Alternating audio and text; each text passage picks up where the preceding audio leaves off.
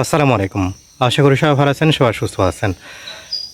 ফ্রান্সে যদি কিনা আপনারা নকল ডকুমেন্টস ব্যবহার করে কোথাও কাজ করেন, উদাহরণস্বরূপ আপনাদের রেসিপিসির নকল রেসিপিসি বা তিদ্দু সিজরের ফটোকপি নকল যদি হয়ে থাকে, যদি কিনা পরবর্তীতে আপনারা কাগজ জমা দিতে যান সেই ফিস দু পে দিয়ে, তাহলে কিন্তু অবশ্যই আপনারা সমস্যাতে পড়বেন।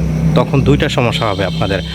তখন যদি কিনা দেখা যায় যে আপনাদের রেসিপিসির যে ফটোকপির উপরে ভিত্তি করে বা আপনাদের যে কার্ডের উপরে ভিত্তি করে আপনাদেরকে ফিস দো পে দেওয়া হয়েছে, সেগুলো জমা দেওয়ার পরবর্তীতে আপনাদের প্রিপেকচার থেকে আপনাদের আবেদনটা রিজেক্ট করে দেবে। সাথে করে আপনাদের উপরে কিন্তু নকল ডকুমেন্টস থাকার এবং ব্যবহার করার কারণেতেও আপনাদের সমস্যা হবে। এর কারণেতে অবশ্যই আপনারা সাবধানে থাকবেন।